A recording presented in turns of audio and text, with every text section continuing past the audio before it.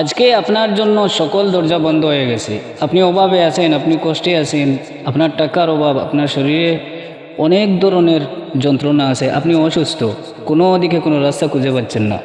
সম্মানিত ভাই, আজকে যে আমলটা আমি আপনাকে বলবো, এই আমলটা যদি আপনি কন্টিনিউয়াসলি করতে পারেন, আপনার বন্ধ সকল দরজাও খুলবে, আপনার জীবনটা সুন্দরও হবে। সংক্ষেপে বলি, আপনার জীবনকে আল্লাহ পাক বাদশার মতো জীবন দান করবেন। সম্মানিত ভাই, ভিডিওটা স্কিপ করবেন না। আমি তাড়াতাড়ি আপনাকে বলে দিচ্ছি ছোট্ট একটি আমল।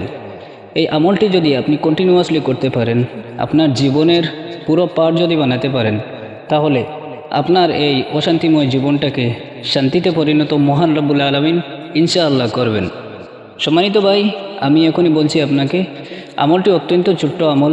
এই আমলটি আপনি চলতে ফিরতে উঠতে বসতে যে কোনো সময় করতে পারবেন। এই আমল আর কিছু না, এই আমল হলো ইস্তেগফারের আমল। আপনি যত বেশি ইস্তেগফার পাঠ করবেন, তত বেশি আল্লাহ পাক আপনার রিজিকের দরজা খুলে দেবেন, আপনার জীবনটাকে সুন্দর করবেন, সব ধরনের পেরেশানি এবং টেনশন সব থেকে মুক্তি দান করবেন। তো ইস্তেগফার আপনি যে কোনোটা পড়তে পারেন। সব থেকে সংক্ষেপ ইস্তেগফার হলো আস্তাগফিরুল্লাহ। কিংবা তো আপনি পড়তে পারেন আস্তাগফিরুল্লাহ আল্লাযী লা ইলাহা ইল্লা হুয়াল হাইয়ুল কাইয়্যুম ওয়া আতুবু ইলাইহি। কিংবা তো আরও বিভিন্ন ইস্তেগফার আছে।